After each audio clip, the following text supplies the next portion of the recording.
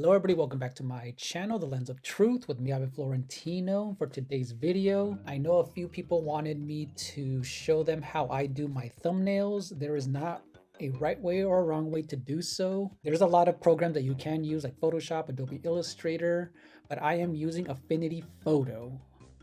But yeah, before we get started, if you're new to the channel, consider hitting the like button, ring the bell, leaving a comment. And if you do like more of these type of videos, make sure you comment on them, and I'll try and do more of these type of behind the scenes and tips and tricks type of videos for YouTube content creating. So if you guys have never heard of it, this is called Affinity Photo, and it is a one-time purchase program. Unlike Photoshop, the whole Adobe suite is super expensive. It's a subscription-based service. Affinity Photo, if you go onto their website, there is a download for Apple and for Windows as well.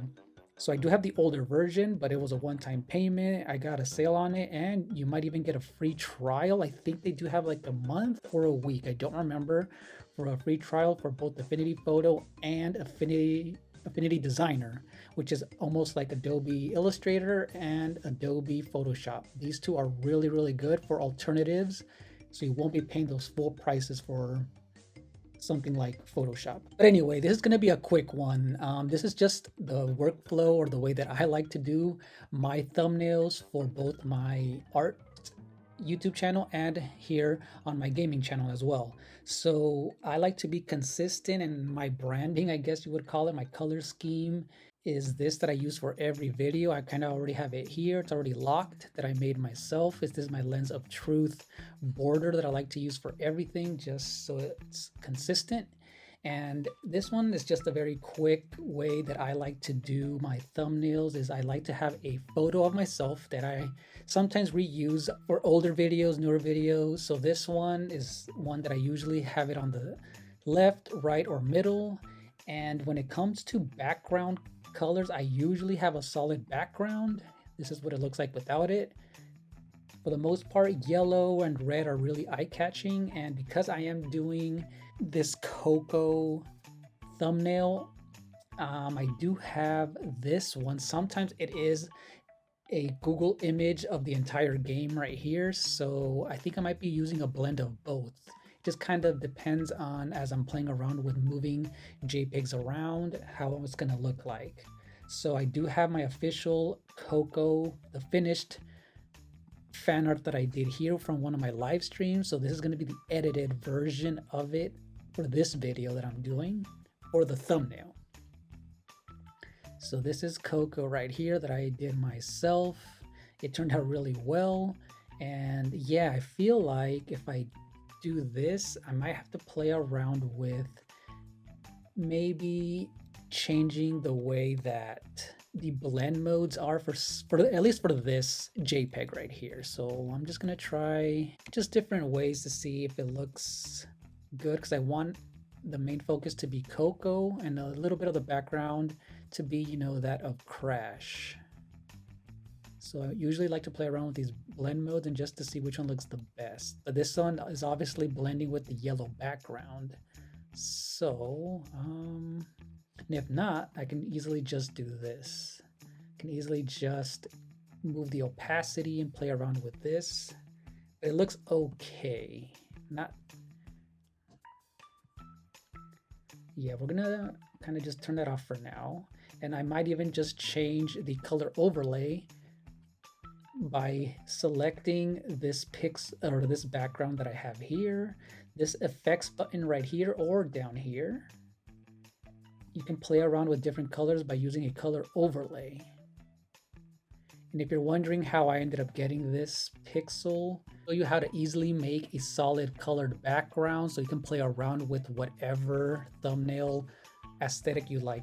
So if you go down here to the right hand corner next to the trash can, there is a pixel button right here, which all it does is create a new layer. And if you go into the very top and go to edit, fill, you can fill with primary color, secondary color. So if you go to fill, you can actually choose any color you would like.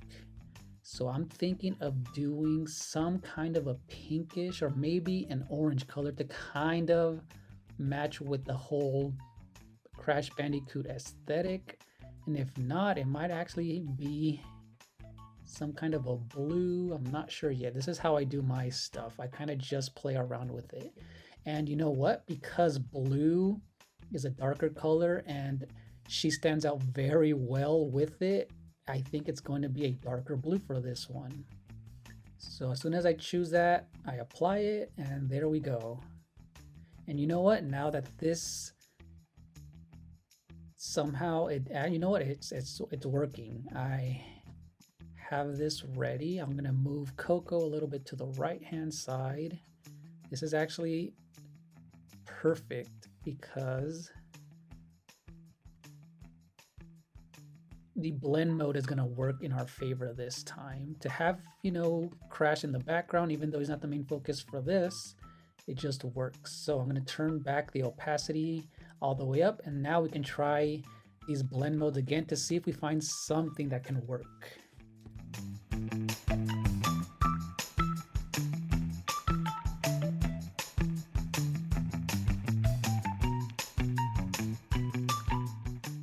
And you know what? I feel like this average one is working, and we're going to turn it down even more with the opacity. So again, it's always just, you have to play around with what you are going for. And I do like this. And next, and again, you guys, I found all of these images on Google. So for example, this Crash Bandicoot logo, I literally typed in Crash Bandicoot logo PNG on Google and it found this one. I just dragged it on my desktop, dropped it in here, and it's ready to go. Nothing complicated.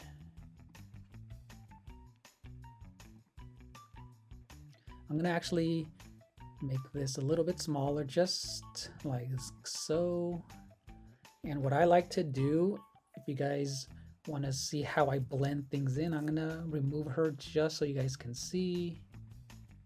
So if I double click or right click, if you go to rasterize, this is very important. If you rasterize any of your JPEGs, any artwork that you have, you can start editing it easily. So if I go to my eraser tool, erase brush tool right here, if I click the brackets to make them larger, I'm just gonna blend erase this right here. And what I mean by that, if I go to brushes to the top right, I like choosing a blend erase brush because I like to make sure that there's a soft erasing so that my background shows if I do happen to erase. And there we go. That's a little bit smoother how I erased this part of this artwork right here. I'm going to turn back Coco, this logo. And the last thing that I do like to do is sometimes add text. If you guys see all of my thumbnails, that's what I like to do. I have a few saved ones over here. So this one, I'm just going to type in fan art like so. And the idea, I guess at least for me, when it comes to catchy thumbnails is, at least in the way that I do it, I like to have a photo of myself. I'm always playing around with different photos. This one's pretty big enough to know that it's me. I do like to have something to kind of make it look a little bit balanced. I don't want it to just be flat, so that's why I like to tilt it, because it is a little bit more playful. And for the most part, this here is around 25 points for this font. I want it to be big, not small. And the main focus is Coco, so I might actually add a drop shadow with the effects button over here. Easily add a drop shadow. And you can see it in real time. And I just want this to stand out.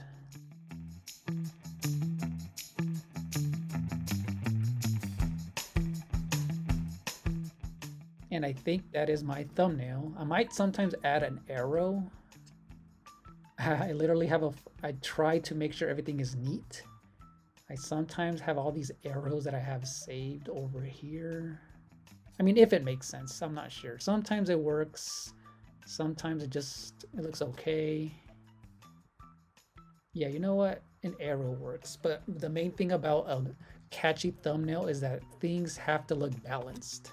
You know what? I might even add, because it is cocoa, but... And see, this one might be a little bit too big. So maybe I'll just bring this together. I just have to play around with it a little bit more. Sometimes I go over the border, which is okay for me. I'm gonna play around with, if I go to adjustments, actually to character, if I go to this section right here with the double A and the arrows, I can kind of bring things together. And see, this brings in the font a little bit closer, makes things a little bit neater. You know, so this is actually working right here. So yeah, you guys, that is my thumbnail on how I create them in Adobe Illustrator. So yeah, let me know what you guys think of this video. Let me know if you have any ideas on the way you guys create thumbnails. I know there's a lot of programs out there that are free, that are browser based. You can literally go on Google, type them in, and see which ones you like. And again, this is the way I create thumbnails. I like to have things that are similar in color. So we have the yellows, reds, and a dominant color in the background. I don't like to have too many colors so that it's all over the place. So it's all up to you guys. Make sure that the colors are balanced, that something doesn't dominate over the other. And again, just experiment. If you go to my older thumbnails, some of them used to look pretty okay. I've been improving them slowly. It's all about experimenting. Sure that when you save it, if you go to File, make sure you go to File, Export, and you go to JPEG. Don't export layers, hidden by export persona. As long as the file size is less than 1 gigabyte, I think at least for YouTube thumbnail sizes, you can double check on what the pixel sizes for thumbnails are and around the size. So it's as long as it's under 1 gigabyte, I think you should be fine. You go to export. What I like to do, and if there's a lot of videos showing this, that it does help with the algorithm on YouTube, make sure you properly title this before you upload any edited video, edited gameplay of anything, even with thumbnails, but this is specifically thumbnails. I'm gonna title this How to Draw Coco Bandicoot, and then maybe I'll do a /Crash Bandicoot fan art. For the most part, look at what popular videos show up on YouTube and see what type of titles they're using, and you might be able to see which videos are most likely to be viewed. So that's how I title my videos, but kind of make sure you title them what you are doing in the video. And obviously when you upload your video, you properly title that one as well. Use the hashtags. You have to make sure you do your research when it comes to all that. And yeah, and when you save it, you can see what you titled it right over here by just using the space bar if you're using a MacBook, or use, I think, properties as an option to check how you titled it. Yeah, as long as you title it something properly, you have more chances of people finding it on YouTube. But yeah, let me know down in the comment section below what you think, and thank you for watching. See you in the next one. Bye-bye.